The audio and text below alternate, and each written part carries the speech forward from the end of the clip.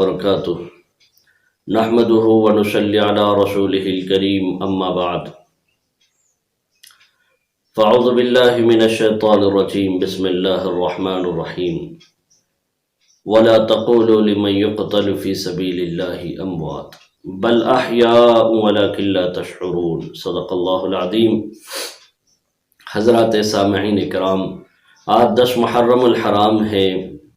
اللہ تعالیٰ کا بڑا احسان ہے کہ اللہ تبارک و تعالیٰ نے 10 محرم کا یہ بہترین موقع، عبادت کا موقع ہمیں عطا فرمایا،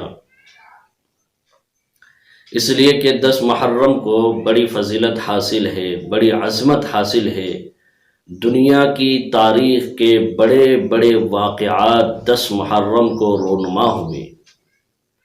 10 محرم کو آسمانوں کو بنایا گیا، 10 محرم کو عرش کرسی قلم کو بنایا گیا، 10 محرم کو حضرت آدم علیہ السلام کی پیدائش ہوئی، 10 محرم کو حضرت آدم علیہ السلام کی توبہ قبول ہوئی، 10 محرم کو حضرت ادریس علیہ السلام کو آسمانوں پر اٹھایا گیا، 10 محرم کو حضرت نوح علیہ السلام کی کشتی ہولناک سیلاب سے محفوظ ہو کر جودی پہاڑ پر لنگر انداز ہوئی، 10 محرم کو حضرت ابراہیم علیہ السلام کو خلیل اللہ بنایا گیا، 10 محرم کو حضرت ابراہیم علیہ السلام پر آگ کو گلے گلزار بنایا گیا، 10 محرم کو حضرت اسماعیل علیہ السلام کی پیدائش ہوئی، 10 محرم کو حضرت یوسف علیہ السلام جیل سے نجات پائے، جیل سے باہر آئے، 10 محرم کو حضرت یوسف علیہ السلام کو مصر کی حکومت و سلطنت ملی،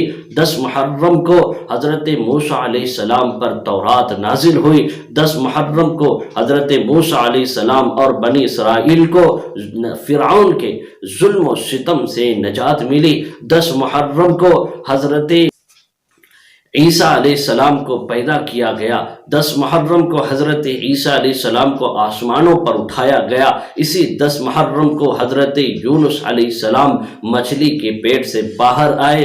میرے دوستو، اسی 10 محرم کو نواس رسول کی شہادت کا المناک دردناک واقعہ پیش آیا۔ اس کے علاوہ 10 محرم کو دنیا کی تاریخ کے بڑے بڑے واقعات پیش آئے۔ آخر کار 10 محرم کو قیامت قائم ہوگی۔ عزیزان گرامی، 10 محرم کو احادیث میں بڑی فضیلتیں آئی ہیں۔ 10 محرم کو روزہ رکھنے کا حکم ہے، 9ویں تاریخ کو روزہ رکھا جائے، 10ویں کو روزہ رکھا جائے یا 10ویں 11ویں کو روزہ رکھا جائے۔ میرے دوستو، ایک حدیث میں اللہ کے نبی صلی اللہ علیہ وسلم نے ارشاد فرمایا، 10 محرم کو اپنے اہل و عیال پر روزی میں وسعت کرو۔ عزیزان گرامی، یہ کتنی اچھی چیز ہے کہ کتنا بیسٹ آفر ہے کہ ہم اپنے اہل و عیال پر روزی میں وسعت کریں گے تو پورا سال ہمارے کھانے میں برکت ہوگی، ہماری روزی میں برکت ہوگی۔ ہمیں کھلانا اپنے گھر والوں کو ہے، کھانا ہمیں خود ہے۔ اب عام دنوں میں جو کھایا جاتا ہے اس سے بہتر کھائے، عام دنوں میں جو پیا جاتا ہے اس سے بہتر پلائے، اچھی چیز بنوائے، گھر والوں میں کھلوائے، تو اللہ تبارک و تعالیٰ پورے سال روزی میں عزت عطا فرمائیں گے۔ تو یہ بڑی خوشی کی چیز ہے۔ ہمارے بعض ساتھیوں نے ہم سے یہ پوچھا، جس کی بنا پر یہ ویڈیو بنانے کی ضرورت پیش آئی ہے، کہ میرے دوستو، بعض ہمارے ساتھی کہہ رہے تھے کہ مولانا کہ یہ خوشی کا دن کیسا ہے؟ اس دن تو نواس رسول حضرت حسین کی شہادت ہوئی ہے، علی کے لخت جگر، فاطمہ کے نور نظر کی شہادت ہوئی ہے، یہ تو ماتم کا دن ہے، یہ تو غمخواری کا دن ہے، یہ رونے دھونے کا دن ہے، یہ تو سینہ چاک کرنے کا دن ہے، یہ خوشی کا دن کیسے ہوا؟ میں یہ کہتا ہوں، ہاں یہ خوشی کا دن ہے، اس لیے کہ نواس رسول، علی کے لخت جگر، فاطمہ کے نور نظر کو شہادت کی عظیم سعادت نصیب ہوئی۔ میرے دوستو، یہ بات ذرا توجہ سے سنیں، اگر یہ بات سمجھ میں آ گئی تو ہمیں خوشی کس بات کی ہے وہ بھی سمجھ میں آ جائے گا کہ مرنا سب کو ہے۔ اگر مرنا نہ ہوتا مرنا نہ ہوتا، آدم دنیا سے رخصت نہ ہوتے، نوح دنیا سے رخصت نہ ہوتے، شیس دنیا سے رخصت نہ ہوتے، حضرت ابراہیم دنیا سے رخصت نہ ہوتے، اسماعیل دنیا سے رخصت نہ ہوتے، اسحاق دنیا سے رخصت نہ ہوتے، حضرت یعقوب علیہ السلام دنیا سے رخصت نہ ہوتے، حضرت موسیٰ دنیا سے رخصت نہ ہوتے، حضرت زکریا دنیا سے رخصت نہ ہوتے، حضرت یحییٰ دنیا سے رخصت نہ ہوتے، حضرت ہارون دنیا سے رخصت نہ ہوتے، حضرت موسیٰ دنیا سے رخصت نہ ہوتے، حضرت عیسیٰ دنیا سے رخصت نہ ہوتے، آخر میں ساری کائنات میں عظیم ترین شخصیت اللہ کے بعد جس کا مقام ہے محمد الرسول اللہ صلی اللہ علیہ وسلم اس دنیا سے رخصت نہ ہوتے۔ معلوم کیا ہوا؟ معلوم یہ ہوا کہ مرنا سب کو ہے، لیکن مرنا دو طرح کا ہے، ایک مرنا بستر پر مرنا اور ایک مرنا اللہ کی راہ میں مرنا۔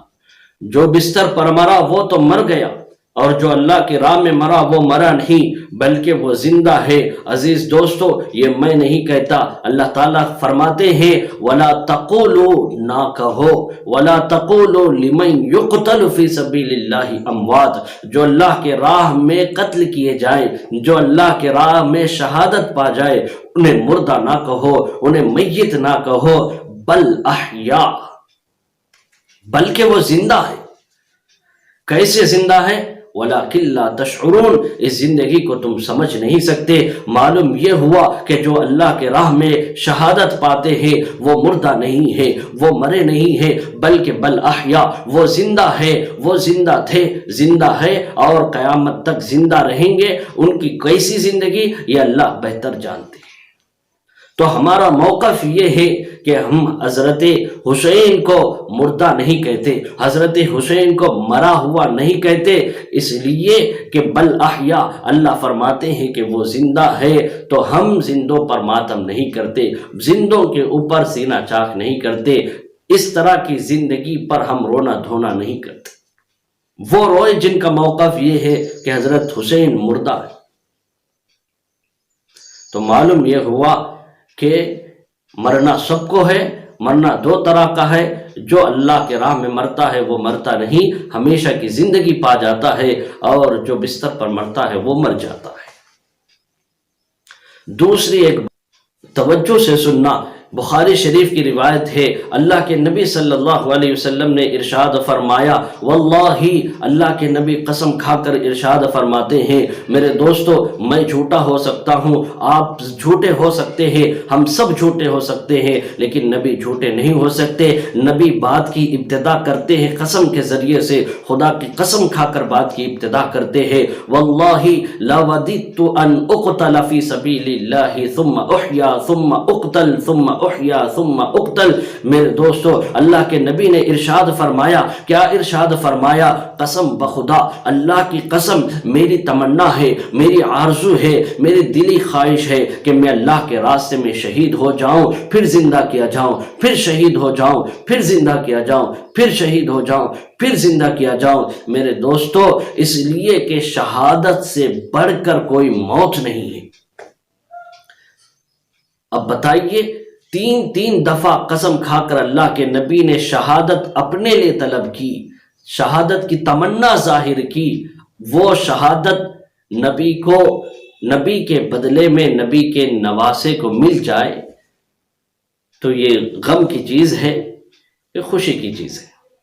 جس کو نبی نے اپنے لیے چاہا وہ نواسے رسول کو ملی تو یقیناً یہ بڑی سعادت ہے، بڑی خوش نصیبی ہے۔ تو اس پر کوئی غم کی بات نہیں بلکہ خوشی کی چیز ہے کہ اللہ تعالیٰ نے اتنا بڑا مقام عطا کیا۔ اب رہی بات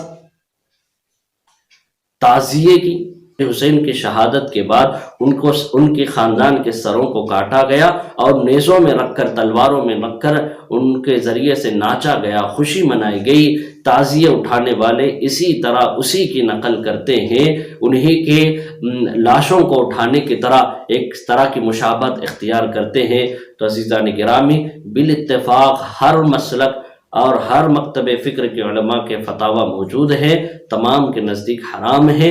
آج کل جن مسلمانوں کا تعلق علماء سے ہے، دین سے ہے، مسجد اور نمازوں سے ہے، وہ لوگ اس طرح کی حرکتیں نہیں کرتے، بلکہ دور تک جن کا دین سے، علماء سے، مسجدوں سے تعلق نہیں ہے، وہ اس قسم کے آج کل کام کر رہے ہیں۔ یہ بالکل درست نہیں ہے۔ اللہ تعالیٰ سے دعا ہے کہ اللہ تعالیٰ ان رسومات سے، غلط چیزوں سے ہماری حفاظت فرمائے، اور اس دن